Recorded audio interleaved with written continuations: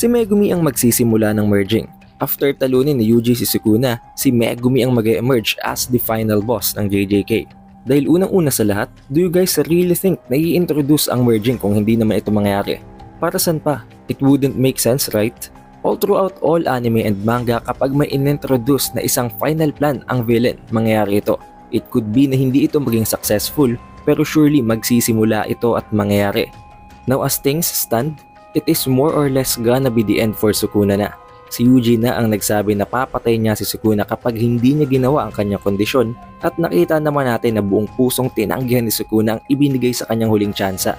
Hindi sasabihin ni Itadori ang warning na yun kung hindi niya yun kayang gawin, kaya naman there are two possibilities that might happen. Mapapatay ni Yuji si Sukuna kasama si Megumi, na dahilan kung bakit hindi siya nag-proceed agad sa pagpatay kay Sukuna at binigyan niya pa ito ng chance para magkaroon din ng tsansa na makasurvive pa si Megumi. O kaya naman ay pwede niyang mapatay si Sukuna at ang mismong soul lang ni Sukuna nang hindi dinadamay si Megumi. Pero paano magsisimula ang merging? Reminder, ang authority para i-conduct ang merging ay wala kay Sukuna. Directly ibinigay ni Kenjaku sa ngalang Megumi Fushiguro ang authority na yon. Na pwedeng dahil sa alam niya na nasa katawan ni Megumi si Sukuna, or baka naman alam niya na talaga na after all the things that happened, magmimit siya ito ng pagbaliktad ni Fushiguro. Bakit? We have already gone through that na, pero since there have been a lot of chapters na ever since that video was published, then let me add to the infos supporting this claim. Unang-una sa lahat na witness ng sarili niyang mga mata kung paano siya nilinlang at kung paano nag-reincarnate ang isang ancient sorcerer na si Yorozu sa katawan ng kanyang kapatid na si Tsumiki. At gamit ang kanyang sariling mga kamay, pinatay ito ni Sukuna gamit ang kanyang katawan, gamit ang kanyang sariling curse technique. Now let's assume na mapapatay nga nitong si Yuji si Sukuna at makakasurvive itong si Fushiguro. Upon recovery, matapos niyang ma-witness ang napakaraming deaths and chaos na nakos ng paglipat ni Sukuna sa kanyang katawan, especially ang pagkamatay ng kanyang father figure na si Gojo Satoru, this can only trigger his emotions, especially dahil napaka-vulnerable ng isip ngayon ni Fushiguro na ipinasalo sa kanya ni Sukuna ang sure hit effect ng Unlimited Void hindi lang isang beses, kung hindi dalawa. Nakita naman natin ang naging epekto nito sa Shibuya na ang 0.2 seconds lang ng exposure sa sure hit effect ng Unlimited Void ay nagdulot na ng months of recovery under comatose. Paano pa kaya itong si Fushiguro na hindi lamang nababad ng 0.2 seconds, tinamo niya ito fully habang naglalaban sila sa loob ng domain expansions, at hindi ito nangyari ng isang beses lang, nangyari pa ito twice. Hindi lang yun, alam din naman natin na mayroon talagang psychotic side itong si Megumi, tulad na lamang ng ipinakita niyang side nang magamit niya ang Chimera Shadow Garden or ang kanyang incomplete na domain for the first time. Isa din sa mga magpe-play as a very huge factor dito ay kung aalalahanin natin, nagdaan ang katawan ni Megumi sa bath. Isang proseso, isang ritual na sinasabing nagbe-bring ng mga individual closer to evil. From that alone, para bang napakalaki na agad ng magiging epekto nito kay Fushiguro na talagang in deep despair na, making his soul even more corrupted, to the point na hindi na nga siya nakumbinsi ni Yuji nang makausap niya ito internally. Meron ding mindset itong si Megumi Fushiguro and logic na alam niyang hindi patas ang mundo at hindi sapat, and right choice ang pagiging mabuti at ang kabutihan para maituwid ito. Hence the reason kung bakit napagdesisyonan niya na iligtas ang mga good people unfairly, o kahit nasa maruruming paraan. Paano kung ang mindset na ito ay ma-amplify palalo ng pinagdaanan niya magmula ang insidente sa gitna nila ni Tsumiki at ni Sukuna? We already know that there is an evil side to Fushiguro, pero mas nangingibabaw pa rin ang pagiging kind-hearted niya. Pero paano kung after all these things na binanggit natin ay ma-clouded na ang kanyang judgment at malunod siya completely into evil? That will be a very bad thing considering na na-tame na nga ng katawan niya si Mahoraga, and possibly magawa niya na rin ang complete domain expansion niya. Yes, oo, napakalakas na din ni Yuji ngayon, pero kung ika-conduct ni Megumi ang merging, that will be a different thing, a different calamity.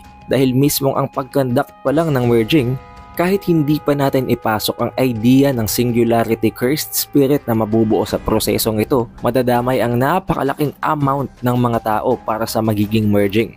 Since ang mga tao nga ang magsisilbing isa sa mga component para sa merger. That is already a very bad thing kahit hindi pa natin isipin ang maikokos na destruction ng mabubuong cursed spirit ng merger. Pero madami magtatanong, paano makakonduct ang merging? A simple rule has been added na kailangan mamatay lahat ng players maliban kay Megumi Fushiguro. dahil patay na rin naman si Kenjaku na isa din sa exceptions na pwedeng matira para i-conduct ang merging.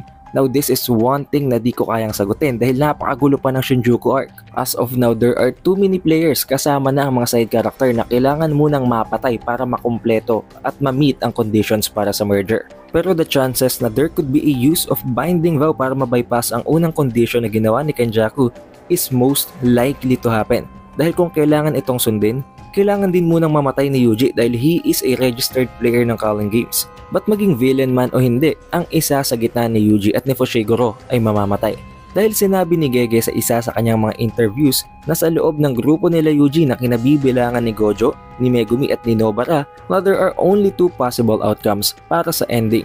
Una ay isa lang ang mamamatay sa grupo nila or isa lang ang matitira. As of the latest chapter na ang chapter 265, ang unang possibility ay hindi na mangyayari dahil dalawa na ang patay sa kanila, confirmed na ang death ni Nobara Kugisaki at ni Gojo Satoru. Kaya para ma-meet ang conditions na ito, may isa pang kailangang mamatay sa gitna ni Yuji Itadori at ni Megumi Fushiguro. Now these are my predictions. Kaya kailanganin ni Yuji na mag-sacrifice para mapatay si Ryomen Sukuna. Maaring yun din ang plano ni Yuji kaya gusto niyang palipatin si Sukuna pabalik sa kanyang katawan as his vessel para pag pinatay niya kanyang katawan, madadamay at mamamatay din itong si Sukuna. Dahil kung iisipin, napakadami na ng pinagdaanan ni Yuji na paghihirap at suffering dahil kay Sukuna at magbibigyan niya pa ito ngayon ng chance. To me it seems, kinukumbinsi lang talaga ni Yuji itong si Sukuna na lumipat sa kanyang katawan at nililin lang niya lang ito na bibigyan niya ng tsansang mabuhay para mailayo kay Megumi Fushiguro ang risk na madamay sa pagpatay niya dito. At ang pangalawa naman, ay pwedeng mapatay niya nga si Sukuna habang sineseparate ito sa katawan ni Megumi. At matapos yon, si Megumi naman ang magsisilbing final villain na kakailanganin din niyang patayin. Now these two possibilities have two different outcomes. Ang isang ending ay matitira si Megumi Fushiguro na surviving at ang isa naman ay si Yuji Itadori ang matitira. Na parehong minimit ang ending na gustong mangyari ni Gege Akutami na isa lamang sa gitna ni Megumi, ni Yuji Itadori, ni Nobara at ni Gojo Satoru ang matitira. But what do you guys think? I would love to hear your opinions at kung nakarating kayo sa huling parteng ito ng video, surely you had a great time. Kaya mag-iwan ka na ng like, subscribe and ring the bell button. Also, i-follow mo na din ang ating official Facebook page at ang ating official TikTok account. And lately, meron din tayong isang secondary channel na tumatalakay mostly ng One Piece chapters at ng mga theories tungkol sa series na yon. Kaya naman kung mahilig ka sa One Piece, why not mag-subscribe ka na agad at i-ring mo na ang bell button para palagi kang updated once na magkaroon tayo ng bagong videos about sa One Piece. If you'd like, you can also suggest kung anong mga series ang gusto nyo ding talakayin natin sa secondary channel na yun. But then again, it is the Updated Weeb and I will see you guys on the next one.